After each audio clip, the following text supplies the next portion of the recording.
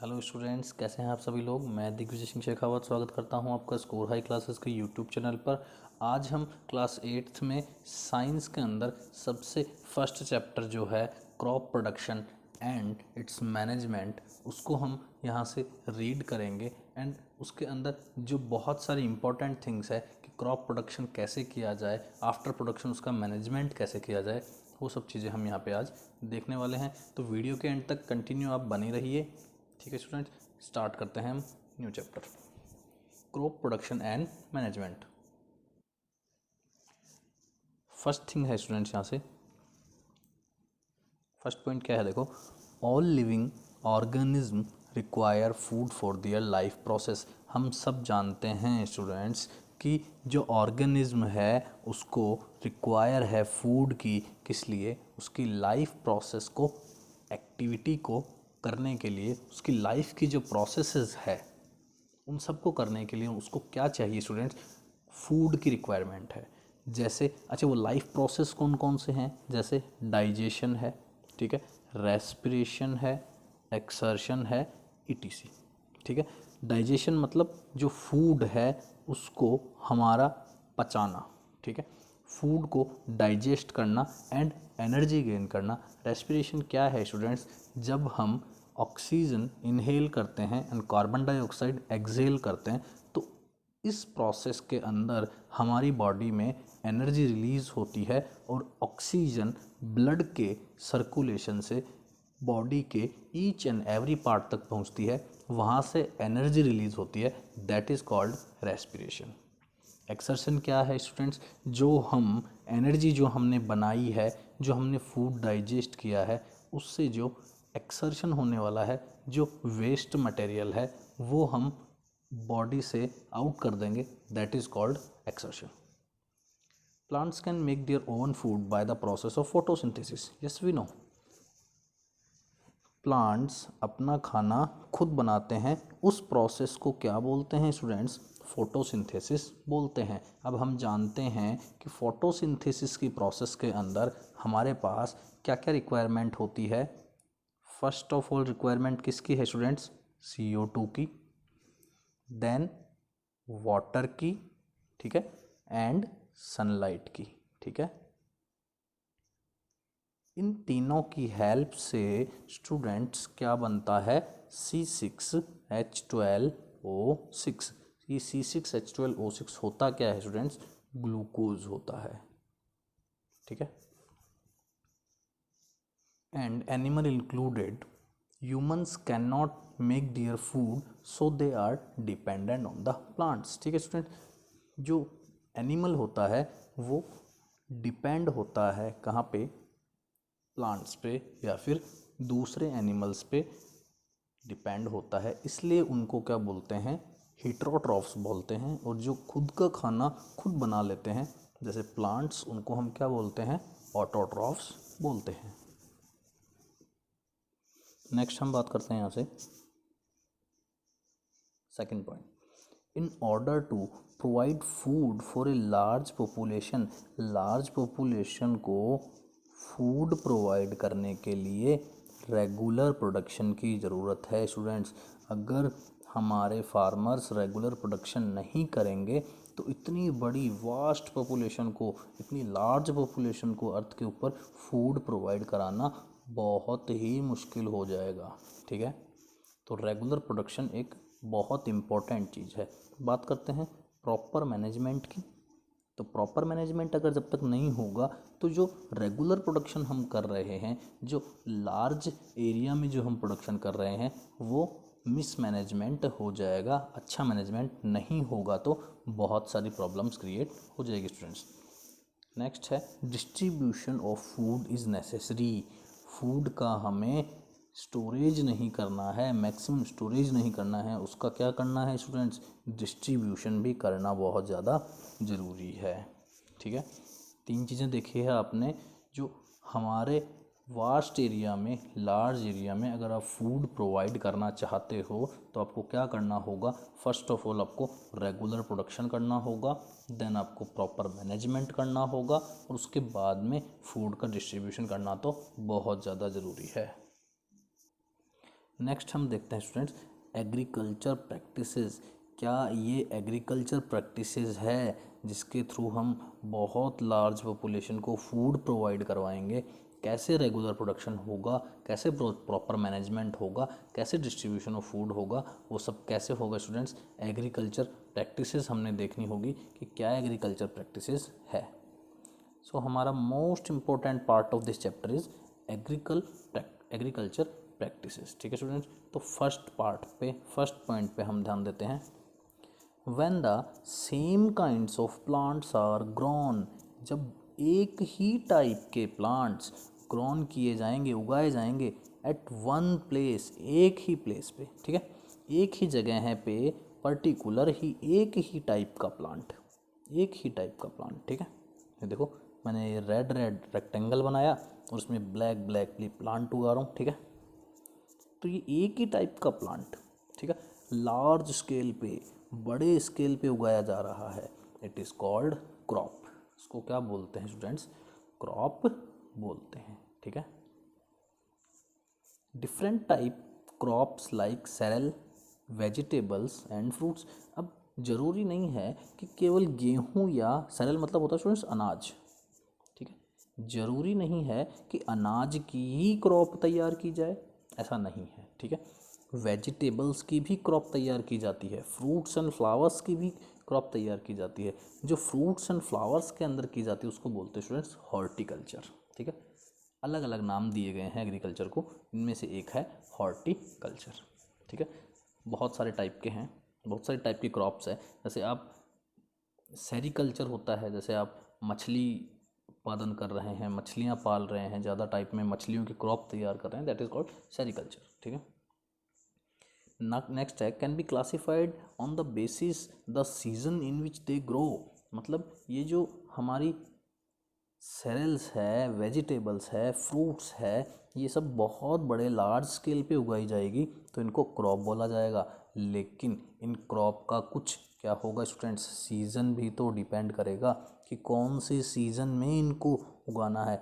ऐसा नहीं है कि जो सर्दी में बोया जाएगा और जो गर्मी में काटा जाएगा उसको हम गर्मी में बो दें और सर्दी में काटने की कोशिश करें, तो ऐसा पॉसिबल नहीं है। नेक्स्ट हम बात करते हैं नेक्स्ट पॉइंट की। India is a vast country. Vast मतलब होता है बड़ा, बहुत बहुत बड़ी कंट्री है India. Here climatic conditions like temperature, ठीक है, तापमान, ह्यूमिडिटी का मतलब होता है स्टूडेंट जो वाटर वेपर एयर में प्रेजेंट होता है, that is called humidity. Rainfall very from one region to another, एक रीजन से दूसरे रीजन में स्टूडेंट्स वेरी करता है। क्या वेरी करता है? टेम्परेचर वेरी करता है। आप देखेंगे राजस्थान में टेम्परेचर अलग है, हिमाचल में टेम्परेचर अलग है, गोवा में टेम्परेचर अलग है, गोवा में ह्यूमिडिटी अलग है, रेनफॉल बहुत ज़्यादा है, कई जगह रेनफॉल बहुत ज़्यादा है, कई जगह रेनफॉल बिल्कुल भी नहीं है ना। हम केरल के कुछ एरियाज़ की बात करें तो जहाँ पे रेनफॉल क्या होगा, बहुत ज़्यादा होगा, और राजस्थान के हम कुछ एरिया की बात करें तो वहाँ पे बिल्कुल भी रेनफॉल नहीं है, ठीक है। तो हम हमारे इंडिया का जो वास्ट एरिया है उसके अंदर हम देख रहे हैं कि क्लाइमेट कंडीशंस बहुत ज़्यादा अलग अलग है। There is a rich variety of crops grown in different parts of the India के अंदर बहुत टाइप की वैरायटी की क्रॉप उगाई जाती है। कई जगह अलग अलग टाइप की सब्जियां लग रही है, कई जगह अलग अलग टाइप के अनाज लग रहे हैं। हम देखेंगे कि जो पैडी होता है, जो चावल होता है, वो जहाँ पे ज़्यादा वाटर होता है वहीं पे ही चावल उग सकता है। ऐसा नहीं है कि आप चावल को राजस्थान के अंदर आप चावल को गंगानगर में सबसे ज़्यादा उगा सकते हैं, ठीक है। लेकिन ऐसा नहीं है कि आप चावल को जैसलमेर में उगा सकते हैं, नहीं, जैसलमेर में बिल्कुल भी पानी नहीं है। हाँ, इंदिरा गांधी लिफ्ट नहर योजनाएं हैं, लेकिन अभी गंगानगर के जितना पानी वहाँ पे नहीं है, इसलिए पंजाब के टच में गंगानगर है, इसलिए चावल वहाँ पे ज़्यादा उगाया जाता है, ठीक है। Despite this diversity two broad cropping patterns can be identified. कितने पैटर्न आइडेंटिफाई किए गए हैं स्टूडेंट? 2 पैटर्न आइडेंटिफाई किए गए हैं, ठीक है। दीज आर्स, देखते हैं वो क्या पैटर्न है। सबसे पहला पैटर्न है हमारा kharif crops. The crops which are sown in rainy season, ये हमें ध्यान रखना है स्टूडेंट्स। खरीफ क्रॉप्स कौन सी होती है जिन्हें रेनी सीजन में बोया जाता है, सॉन किया जाता है, आर कॉल्ड खरीफ क्रॉप्स। ठीक है। The rainy season in India is generally from June month to September month. जून से सितंबर के मंथ के बीच में जो सीज़न है स्टूडेंट्स, उसको इंडिया में जनरली क्या बोला जाता है, रेनी सीजन बोला जाता है। पैडी मतलब चावल, मेज मतलब मक्का, सोयाबीन, ग्राउंडनट मूंगफली, कॉटन, है ना। ETC are the examples of kharif crops. तो खरीफ क्रॉप्स को क्या कहेंगे स्टूडेंट्स हम, जो रेनी सीजन क्रॉप्स है, जो रेनी सीजन के अंदर सॉन होगी और जिनको हम सितंबर, अक्टूबर, नवंबर के टाइम पे उनको क्या करेंगे, हम हार्वेस्ट कर लेंगे। नेक्स्ट बात करते हैं student examples of kharif crops की, है ना। तो ये देख लेते हैं हम, मेज़ देख पा रहे हैं, पैडी चावल, कॉटन रुई, ठीक है। नेक्स्ट हम बात करते हैं स्टूडेंट्स रबी क्रॉप्स की, ठीक है। रबी क्रॉप्स की सेकंड पॉइंट है ना। फर्स्ट पॉइंट हमने क्या देखा स्टूडेंट्स, फर्स्ट पॉइंट हमने क्या देखा, खरीफ क्रॉप्स, एंड सेकंड पॉइंट हम क्या देखने वाले हैं, रबी क्रॉप्स। तो रबी क्रॉप्स देखते हैं, the crops which are grown in the winter season, जो विंटर सीजन में ग्रो होती है, are called rabi crops. Their time period is generally from October month to March month. ये अक्टूबर में सॉन होगी और हार्वेस्ट कब की जाएगी, मार्च के मंथ में हार्वेस्ट की जाएगी। तो विंटर सीजन में बोल सकते हैं। तो रबी को हम क्या बोल सकते हैं स्टूडेंट्स, विंटर सीजन में बोल सकते हैं, ठीक है। वो रेनी सीजन है एंड ये विंटर सीजन है, ठीक है। इसमें कौन कौन से आ जाएंगी, गेहूँ, ग्राम मतलब चना, पी मतलब मटर, मस्टर्ड मतलब सरसों, linseed are example of rabi crops. ये कुछ रबी क्रॉप्स के एग्जाम्पल है स्टूडेंट्स, ठीक है। इसके साथ साथ ही क्या क्या और उगाया जाता है, बिसाइड्स मतलब उसके साथ साथ क्या, पल्सेस मतलब दाल, ठीक है। Vegetables are grown during summer at many places, और गर्मियों में बहुत सारी जगह पे क्या उगाया जाता है, दाल और सब्जियां उगाई जाती है स्टूडेंट्स, ठीक है। कुछ रबी क्रॉप्स के एग्जांपल हैं, हमने देखे हैं, अभी अभी हमने देखे हैं, वीट है, पी है, मस्टर्ड है, ठीक है। ये सब क्या है, रबी के एग्जांपल हैं। तो रबी हमने क्या देखा है कि इसको विंटर सीजन में बोया जाएगा, मार्च सीजन में इसको हार्वेस्ट किया जाएगा स्टूडेंट्स, ठीक है। और खरीफ क्रॉप्स क्या है, जिनको जून के अंदर बोया जाएगा और सितंबर में उनको काट लिया जाएगा, ठीक है। अब कुछ प्रैक्टिसेस की बात करते हैं, जो बेसिक प्रैक्टिसेस है क्रॉप प्रोडक्शन की, ठीक है। कुछ बेसिक प्रैक्टिसेस की बात करते हैं क्रॉप प्रोडक्शन के अंदर। जो बेसिक प्रैक्टिसेस हैं वो क्या है, the several activities undertaken by the farmers for the cultivation of crops over a period of time। मतलब एक ऐसे नहीं है कि हमने रात को फसल बोई और सुबह काट ली, या सुबह बो दी शाम को काट ली, ऐसा नहीं है ना। कुछ एक्टिविटीज़ हैं जो कि फार्मर्स के द्वारा की जाती है for the cultivation of crop. Cultivation मतलब उसको स्टोरेज तक पहुंचा देना, दैट इज़ कॉल्ड कल्टीवेशन। उगाने से लेके स्टोरेज तक करने तक की प्रोसेस को बोलते हैं कल्टीवेशन। तो जो कल्टीवेशन है क्रॉप का, वो एक टाइम के अकॉर्डिंग होगा, एक टाइम लगेगा उसमें, बीज लगने में, उसमें फल लगने में, फ्रूट लगने में, उसमें टाइम लगेगा, ठीक है। तो उसके दौरान कुछ क्या की जाती है, एग्रीकल्चर प्रैक्टिसेस की जाती है। दीज एक्टिविटीज़ आर, कुछ एक्टिविटीज़ उनमें से है, जैसे सबसे पहली एक्टिविटी है स्टूडेंट्स प्रिपरेशन ऑफ सॉइल, ठीक है। हमें क्या करनी है, प्रिपेयर करनी है, किसको प्रिपेयर करना है, हमें सॉइल को, ठीक है। अगर हमने सॉइल को प्रिपेयर कर लिया तो हमने बहुत सा काम हमने कर लिया है, ठीक है। तो पढ़ते हैं कि ये जो प्रिपरेशन ऑफ सॉइल है ये क्यों इम्पोर्टेंट है और ये कैसे की जाती है, ठीक है। तो one of the most important task in agriculture is to turn that soil and loosen it. Turn the soil का मतलब मिट्टी को पलट देना, जो मिट्टी हमें ऊपर दिख रही है उसको नीचे कर देना है, नीचे की मिट्टी को ऊपर कर देना, लूजन कर देना, उसको ढीली कर देना, थोड़ा उसमें गैप बन जाना। क्योंकि गैप बन जाएगा तो रूट्स इसमें जो भी हमने क्रॉप लगाई है उसकी रूट्स उसमें अच्छे से पियर्स हो पाएगी। टफ मिट्टी होगी, हार्ड मिट्टी होगी, वहाँ पे रूट्स नहीं पियर्स कर पाएगी स्टूडेंट्स। जहाँ पे मिट्टी लूज होगी, ढीली होगी, वहाँ पे अच्छे से पानी भी जा पाएगा। पानी की जो परकोलेशन रेट, जैसे पानी बरसात होती है स्टूडेंट, ठीक है, तो बरसात होने के बाद कई बार ऐसी जगह होती है जहाँ पे कीचड़ ज़्यादा हो जाता है, ठीक है, और कई जगह ऐसी होती है जहाँ पे बरसात होने के बाद पता ही नहीं चलता पानी कहाँ चला गया। तो हम ये कहेंगे कि जहाँ पे पानी का पता ही नहीं चला कि पानी सोख लिया गया मिट्टी के द्वारा, that is called percolation rate of that soil. Percolation rate of that soil, soil की परकोलेशन रेट। तो परकोलेशन रेट उससे क्या होगी, अच्छी हो जाएगी, मिट्टी पानी को सोखना ज़्यादा स्टार्ट कर देगी, ठीक है। The loose soil allows the roots to penetrate, ठीक है, देख लिया हमने, and breathe easily even when they go deep into the soil. वो थोड़ा और डीप चली जाएगी, पेनिट्रेट हो जाएगी अच्छे से और ब्रीथ कर पाएगी। लूजन सॉइल में जो रूट होगी वो अच्छे से ब्रीथ कर पाएगी। The लूजन soil help in the growth of earthworms. Earthworms जो है स्टूडेंट्स वो तो फार्मर के क्या हैं, फ्रेंड हैं, ठीक है। इसमें से एक अर्थवर्म बहुत ज़्यादा पक्का दोस्त है फार्मर का, कौन सा है वो स्टूडेंट्स, है राइजोबियम। क्या है, राइजोबियम, ठीक है। कुछ माइक्रोब्स भी हैं जैसे rhizobium present in the soil, ठीक है। नेक्स्ट बात करते हैं, the process of loosening and turning of the soil called tilling and plugging. अच्छा, इस प्रोसेस को क्या बोलते हैं, टिलिंग बोलते हैं या फिर प्लगिंग बोलते हैं। This is done by using A plug.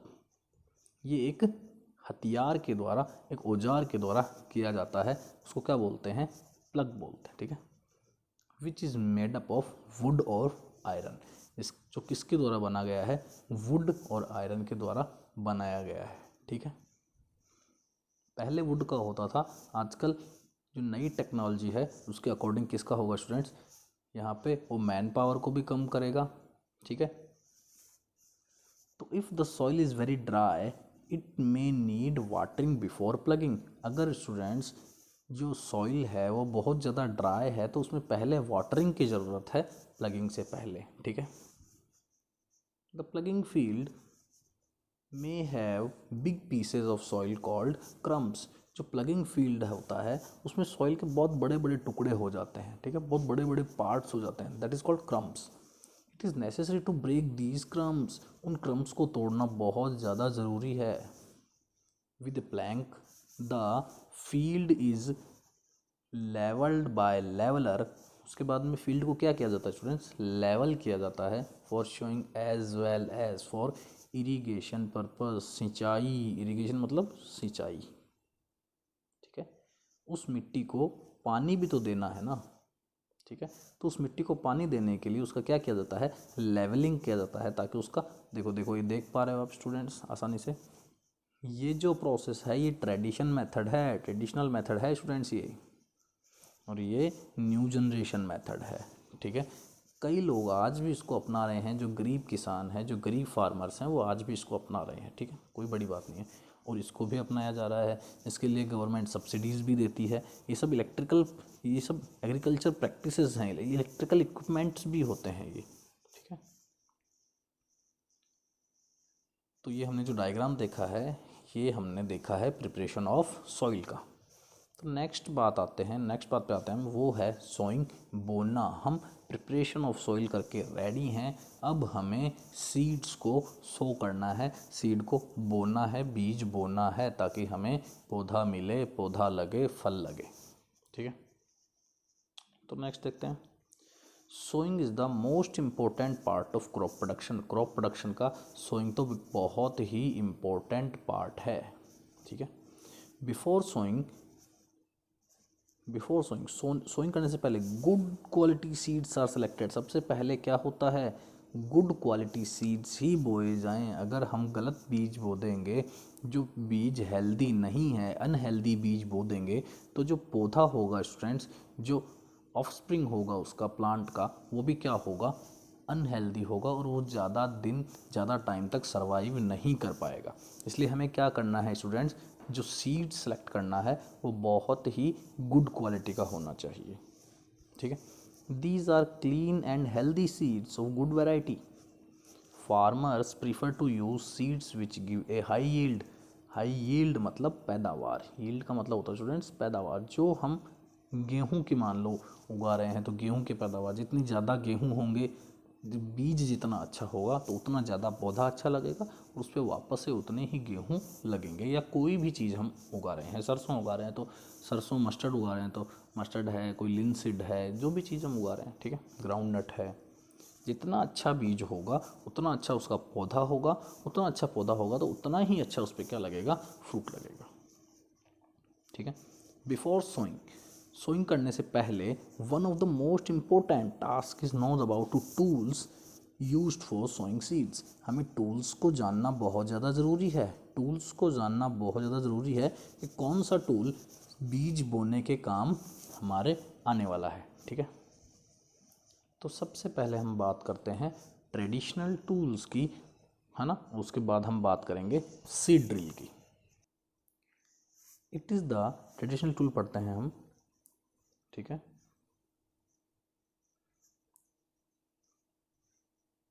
It is the tool shaped like funnel use traditionally for sowing seeds.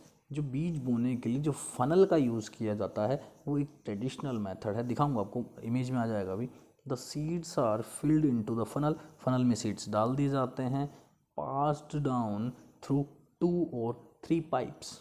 कुछ ऐसा सा है, यहाँ पे 2 या 3 पाइप्स इसके अंदर होंगे, जिसमें से एक एक करके बीज यहाँ से क्या होगा, निकलता जाएगा। यहाँ पे बहुत सारे बीज डाल दिए जाएंगे स्टूडेंट्स। ठीक है, कुछ इस टाइप का है और उसमें डायग्राम आ जाएगा, आप देख लेना अच्छे से। ठीक है, 2 और 3 पाइप्स हैविंग शार्प एंड, जिनका शार्प एंड होगा, जहाँ से 1 या 2 बीज निकलेंगे। These and pierced into the soil, वो सॉइल में जाएंगे, एंड प्लेस्ड सीड देयर, और वहाँ पे बीज वो लगा देंगे स्टूडेंट्स। ठीक है, ये हमने डायग्राम देखा है किसका, सीड ड्रिल का डायग्राम है। यहाँ पे आप अच्छे से देख पा रहे होगे, ये कुछ यहाँ पे इस टाइप का है। ठीक है, ये जो चीज़ है इसकी, ये जो चीज़, ये क्या है, पियर्स हो जाएगी, है ना, यही क्या हो जाएगी, पियर्स्ड हो जाएगी सॉइल में। ठीक है, नेक्स्ट देखते हैं सीड ड्रिल। तो now days the seed drill is used, आज के दिनों में कौन क्या चीज़ यूज़ होती है स्टूडेंट्स, सीड ड्रिल ही यूज़ होती है। It is used for sowing with the help of tractor, tractor के हेल्प से यूज़ हो रहा है। With help of this tool sows the seeds uniformly. अच्छा, जो सीड ड्रिल हम जो यूज़ कर रहे हैं उसमें जो सीड्स हैं वो कैसे सोन हो रहे हैं, सीड्स सोन इन यूनिफॉर्मली। यूनिफॉर्मली का मतलब हो गया स्टूडेंट्स, अगर एक बीज यहाँ है तो अगला यहाँ है, तो अगला यहाँ है, तो अगला यहाँ है, एक बीच में जो प्रॉपर गैप होना चाहिए वो प्रॉपर मेंटेन कौन कर पाएगी, सीड ड्रिल कर पाएगी। ठीक है, at proper distance and depth, depth भी इम्पोर्टेंट है स्टूडेंट्स। क्या है, डेप्थ भी बहुत इम्पोर्टेंट है। अगर हमने मिट्टी में ऊपर ऊपर बीज डाल दिए तो ये तो कोई भी एयर आएगी या फिर कोई भी आंधी या तेज़ आंधी आ जाएगी या बरसात आ जाएगी तो ये बीज तो बह जाएगा, है ना, ये तो ग्रो कर ही नहीं पाएगा। तो डेप्थ में ज़्यादा ही डेप्थ में डाल दिया तो वहाँ से वैसे बेचारा ग्रो नहीं कर पाएगा। ठीक है, न्यूट्रिएंट्स ही मिलना बंद हो जाएंगे। एक लेवल तक, एक न्यूट्रिएंट्स, एक लेयर तक ही न्यूट्रिएंट्स होते हैं सॉइल में। ज़्यादा नीचे न्यूट्रिएंट्स, ऐसा नहीं है कि बहुत ज़्यादा नीचे बीज बो दो तो आपको न्यूट्रिएंट्स बहुत ज़्यादा अच्छे मिल जाएंगे उस बीज को और वो बहुत जल्दी आ जाएगा, ऐसा कुछ नहीं है। ठीक है, प्रॉपर डेप्थ होनी चाहिए सीड्स के अंदर, प्रॉपर डिस्टेंसेस भी कवर होनी चाहिए। तो ये सब कौन कर देगा स्टूडेंट्स, सीड ड्रिल कर देगा। ठीक है, it ensure that seeds get covered by the soil after sawing, और ये भी एंश्योर हो जाएगा इससे कि जो बीज हमने डाला है मिट्टी में उसके ऊपर प्रॉपर मिट्टी आई है कि नहीं आई है ना। जैसे ये मान लो ये बीज है तो ये प्रॉपर मिट्टी उसके ऊपर आई है कि नहीं आई है। प्रॉपर सॉइल उसके ऊपर है या नहीं है, ठीक है। And prevent damage caused by birds. अब बर्ड्स का क्या काम है, ट्री पे बर्ड्स बैठे हैं, ठीक है, मान लेते हैं हम यहाँ पे कोई भी फार्मर है वो बीज डाल रहा है, ठीक है, बीज डाल रहा है, यहाँ पे वो चिड़िया बैठी हो, देख लिया उसने बीज डाल रहा है तो वो तो आएगी बीज ले जाएगी, ठीक है। अगर ऊपर ही डाल देंगे तो ले जाएगी, अगर ज़्यादा हमने अच्छे से डीप में डाला है तो वहाँ से वो नहीं ले जा सकती, उसके ऊपर हमने सॉइल अच्छे से ऊपर कर दी तो वो नहीं ले जा सकता है बर्ड, ठीक। तो ये इसको भी प्रिवेंट करता है। और क्या करता है, ये लेबर और टाइम दोनों को बचाता है, ठीक है।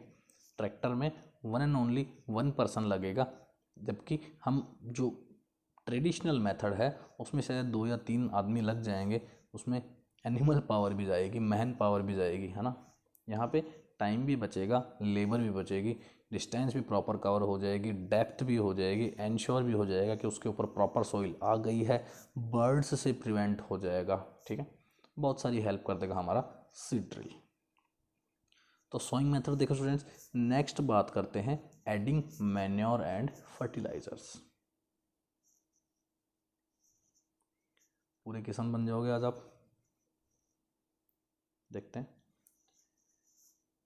For the healthy growth of plants, plants की हेल्दी ग्रोथ के लिए सब्सटेंसेस विच आर एडेड, ज़्यादा टेंशन नहीं लेनी है स्टूडेंट्स। फर्टिलाइजर्स एंड मैन्योर्स को हमें रटने नहीं बैठना है कि हम लर्न करने बैठ जाएं साइंस को। साइंस लर्न करने वाली चीज़ नहीं है, एक बार हमें समझ लेना है फर्टिलाइजर्स और मैन्योर का मतलब क्या है। क्या है स्टूडेंट्स, प्लांट्स की हेल्दी ग्रोथ के लिए जो हमने यूज़ किया है, जो कुछ भी हमने यूज़ किया है, ठीक है, added to the soil, soil में ऐड करना है in the form of nutrients called manure and fertilisers. Plants को नरिशमेंट देने के लिए, प्लांट को नरिश करने के लिए, प्लांट को न्यूट्रिशन देने के लिए जो न्यूट्रिएंट्स हमने ऐड किया है सॉइल में प्लांट की गुड ग्रोथ के लिए, हेल्दी ग्रोथ के लिए, that is called manure and fertilisers. बस फ़र्क इतना है स्टूडेंट्स कि जो फर्टिलाइजर्स हैं, ठीक है, यहीं पे मैं आपको क्लियर कर देता हूँ, जो फर्टिलाइजर्स हैं वो क्या हैं, हमारे लेबोरेटरी में बनेंगे, ठीक है, साइंटिस्ट्स बनाएंगे। लेकिन जो मैन्योर है, स्टूडेंट्स वो हम हमारे घर पे भी बना सकते हैं, ठीक है।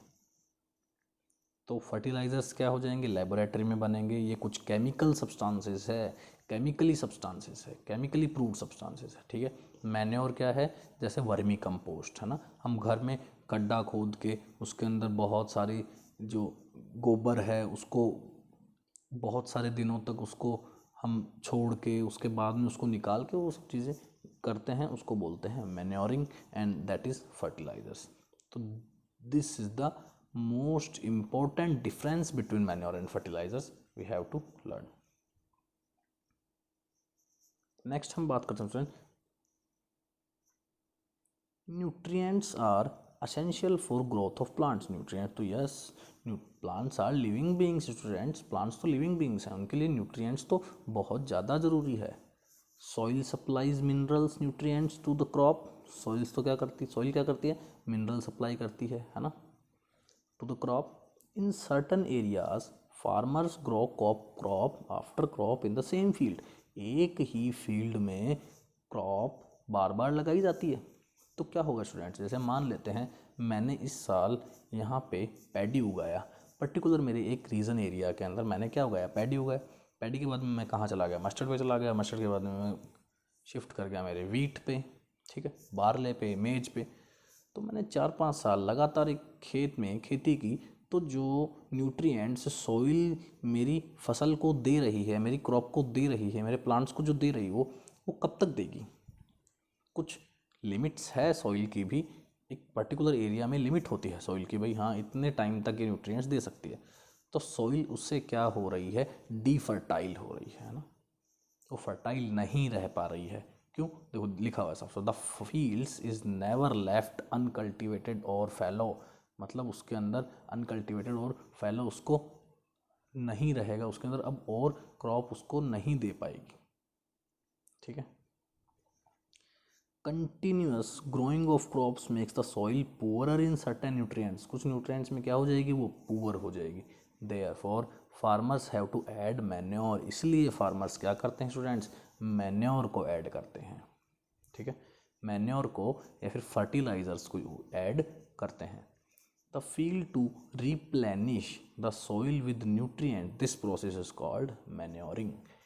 ये जो हम रिप्लेनिश कर रहे हैं सॉइल को, किससे रिप्लेनिश, रिप्लेनिश करना मतलब अच्छा कर देना, गुड कर देना, नरिश कर देना, हाँ उस चीज़ में और अच्छा बना देना उसको, with nutrients, this process is called manuring. उसको क्या बोलते हैं स्टूडेंट्स, मैन्योरिंग बोलते हैं। नेक्स्ट पॉइंट है manure is an organic substance. Manure क्या है स्टूडेंट्स, ऑर्गेनिक सब्सटेंस है, जबकि फर्टिलाइजर्स क्या है, लेबोरेटरी में साइंटिस्ट ने केमिकल्स का यूज़ करके बनाया है, लाइक दैट यूरिया, है ना। ठीक है, obtained from decomposition of plant waste और एनिमल एक्सक्रेटा। एनिमल्स का जो वेस्ट है, जो dead and decaying part of animal and plants है, उसको डिकम्पोज करके क्या बनाया जा रहा है, मैन्योर बनाया जा रहा है। मैन्योर बोले तो देसी भाषा, है ना, देसी चीज़। ठीक है, farmers dump plant and animal waste in pit, खड्डा खोद के डाल देते हैं, एंड ओपन प्लेसेस, खुली जगह में, and allows it to decompose, उसे डिकम्पोज होने के लिए अलाउ करते हैं। The decomposition is caused by some micro organism. ये क्या, ये डिकम्पोजिशन कौन करता है, ये हम थोड़ी करते हैं उसके अंदर जाके गड्ढे में, नहीं, कौन करता है, माइक्रो ऑर्गेनिज्म, जो माइक्रोस्कोप से दिखते हैं स्टूडेंट्स, माइक्रो ऑर्गेनिज्म जो माइक्रोस्कोप से दिखते हैं, हमें नहीं दिखते हैं। ठीक है, the decomposed matter is used as organic manure. ये जो डिकम्पोज्ड मैटर है स्टूडेंट्स, यही क्या है, ऑर्गेनिक मैन्योर है। ठीक है, देखो आ गया, फर्टिलाइज़र भी आ गया आपका। Fertilizers are chemicals manufactured in factories, factories में बनता है, लेबोरेटरीज में बनता है students. They are chemicals highly rich in nutrients like nitrogen, phosphorus and potassium. ठीक है, तो प्लांट्स को भी क्या चाहिए स्टूडेंट, जो हमें चाहिए, हमें भी तो फास्फोरस चाहिए, हमें भी तो पोटेशियम चाहिए, हमें भी फास्फोरस, हमारी हड्डियों में क्या होता है स्टूडेंट, फास्फोरस होता है। ठीक है, कैल्शियम, फास्फोरस, ये सब होता है। तो फास्फोरस, पोटेशियम, नाइट्रोजन, ये क्या चाहिए, ये सब जो न्यूट्रिएंट्स है, ये क्या चाहिए, ये भी चाहिए, किसको चाहिए, क्रॉप को चाहिए, प्लांट को चाहिए। ठीक है, तो ये कमी पूरी करते हैं कौन, फर्टिलाइजर्स। जबकि मैन्योर क्या होता है, डिकम्पोज करके बनाया जा रहा है, माइक्रो ऑर्गेनिज्म उसको क्या कर रहे हैं, डेड एंड डिकेइंग मैटर, किसका डेड एंड डिकेइंग मैटर है, वो प्लांट का और एनिमल का। नेक्स्ट वीडियो लेक्चर में स्टूडेंट्स हम बात करेंगे, डिफरेंस की बात करेंगे कि एक्चुअल में फर्टिलाइजर्स और मैन्योर में डिफरेंस क्या है। अगर आप कंटिन्यू वीडियो लेक्चर्स देख रहे हैं तो प्लीज़ लाइक कर दीजिए एंड सब्सक्राइब कर दीजिए, शेयर कर दीजिए।